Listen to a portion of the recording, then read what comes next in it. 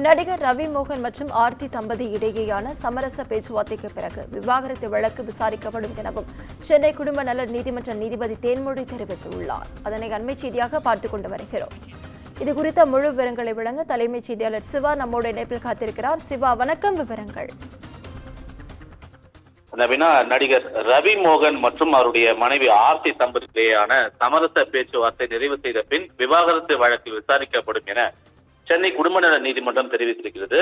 தமிழ் சினிமாவில் ஜெயம் படத்தின் மூலமாகவும் son of Mahalakshmi, something something போன்ற பல்வேறு படங்கள் மூலமாக பிரபலமான நடிகர் தான் ரவி. அவர் தன்னுடைய பெயரை கூட ரவி மோகன் என்ற சமீபத்தில் மாற்றியிருந்தார்.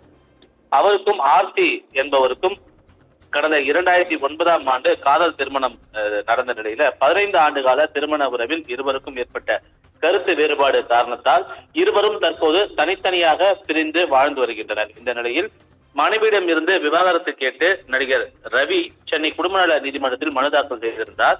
இந்த மனுவை விசாரித்த சென்னை 3வது குடும்ப நல நீதிமன்றம் சமரச தீர்வு மையத்தில் பேச்சுவார்த்தை நடத்த உத்தரவிட்டிருந்தது. அதன்படி ரவி, ஆர்த்தி ஆகியோர் சமரச தீர்வு மையத்தில் ஆஜராகி பேச்சுவார்த்தை நடத்தி வந்தனர். இதுவரை சமரச பேச்சுவார்த்தைக்கு நடிகர் ரவி, ஆர்த்தி ஆகியோர் 3 முறைக்கு மேல் மத்தியஸ்தர் முன்பு ஆஜராகி பேச்சுவார்த்தை நடத்தியிருக்கிறார்கள். இந்த நிலையில் இந்த விவகாரத்து வழக்கு குடும்ப நீதிமன்ற நீதிபதி தேன்மொழி முன்பு இன்று மீண்டும் விசாரணைக்கு வந்தது. அப்போது ரவி மற்றும் ஆர்த்தி ஆகியோர் காணொலி மூலமாக ஆஜராகி இருந்தார்கள்.